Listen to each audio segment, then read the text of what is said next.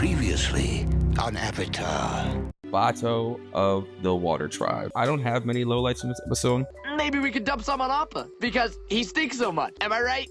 I got creative vibe vibes. What are the highlights of this episode for you? Bato's voice is the voice actor that's solely Uncharted. Care to hear your fortune, handsome? This is the map to our father! You had it the whole time? The saga's usually the logical one. 2 seconds later, Aang does the same move with his airbending against Zuko. And then when he lands and you see all the Yes. Yeah, all the rain come down. Oh. in the bar. Shh. What a creep. So good. What's up, everyone? I'm Joel, that's Steve, and that's Cash, our Appa, and this is Avatar: The Better Than Never Bender, episode 6. Yeah, 6. we're going with 6. In episode 6, we will be doing episodes 16, The Deserter, episode 17, The Northern Air Temple, and episode... I'm missing the Waterbending Master, episode 18. We're going to kind of mix it up a little bit. We're going to do episode 6, just like episode 5, in 3 parts to hopefully make the episodes a little shorter and get you guys, more engaged. But starting off, we'll start the episode a little hot. The Deserter. Definitely filler. Yeah, it felt like filler. Definitely filler. It felt like filler. It had its cool moments, but it felt a bit fillery. Yeah. Overall, it was a solid episode. I don't think it was anything crazy bad, right? No, not at all. No, not but bad. it was fillery. Yeah.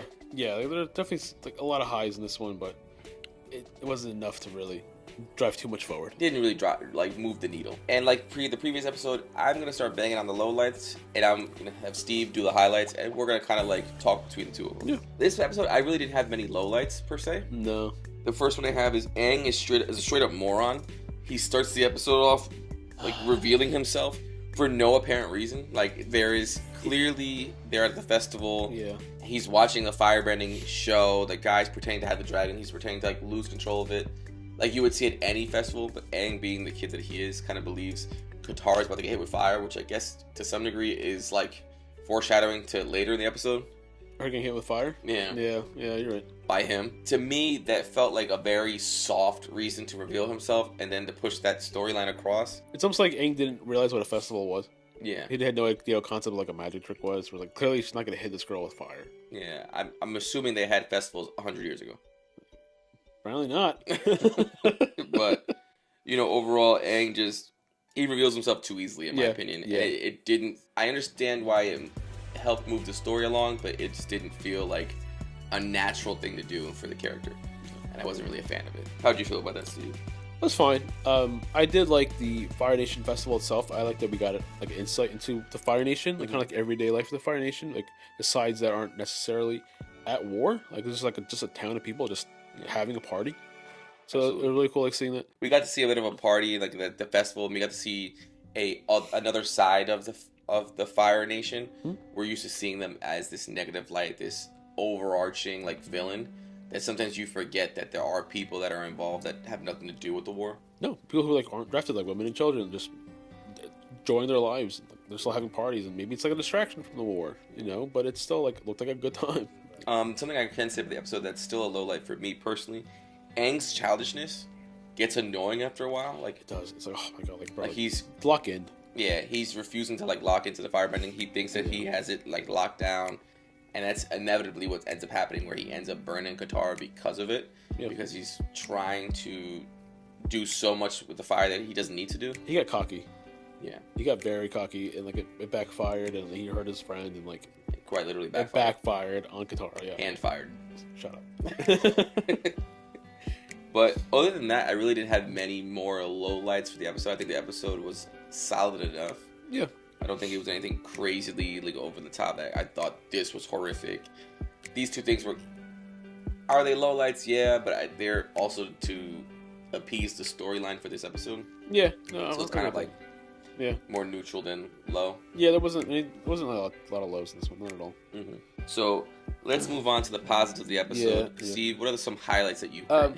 So I mentioned the Fire Nation before, the way this is an side of the Fire Nation we never saw before. I thought that was really cool. So when they finally get to Jeong Jeong teaching Aang how to do everything, Jeong Jeong says to Aang, To master the bending disciplines, you must first master discipline itself. but you have no interest in this, so I have no interest in you. Now, get out. Which comes back later in the episode, but that was a really cool piece of advice. Well, yeah, you know, it's definitely in line with what we're saying, right? It's Aang shows nothing but childishness. Yeah.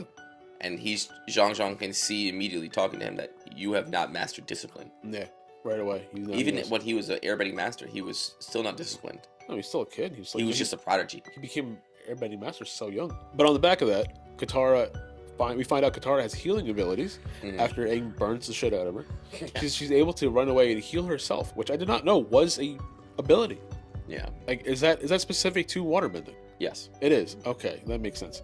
I did not know that was a thing. So that's all news to me. But it was also like a bit of a shock where I'm like, well, this changes everything because now they have like a healer on the team.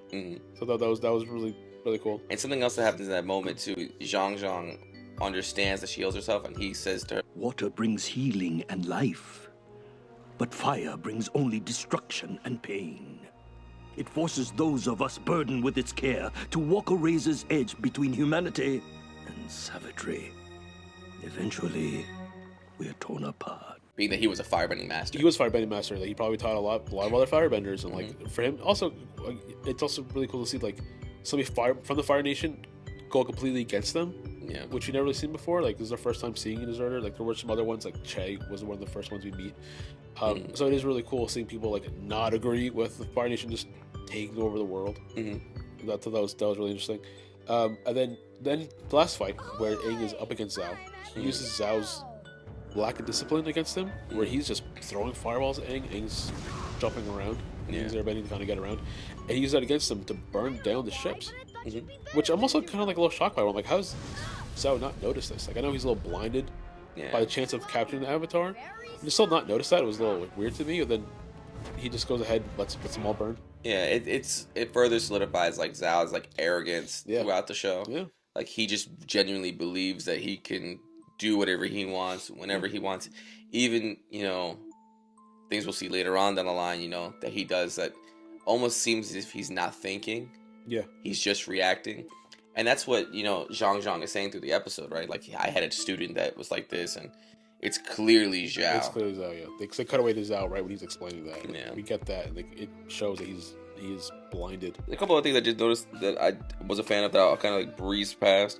Avatar Roku's entrance, loved that part of the episode, like him coming to stand up for Aang, and say, basically, listen, motherfucker, you're teaching Aang. You have to teach him. He's the savior of the world. Oh, and Jeong Jeong's show of power when he made the firewall, and his disappearing act. I genuinely did like both of those. And Zhao knew right away. He was like, oh, it's just an act. Like, go find him. Like, he knew exactly what it was. Yeah, I did love those two things. Yeah. Was the deserter a thumbs up or a thumbs down for you? It was right in the middle. Neutral. It was neutral. It was fine. It was fine as an episode. It was fine as a story. It was literally just A-okay. Bang average to me. Next, we have episode 17, which is the Northern Air Temple.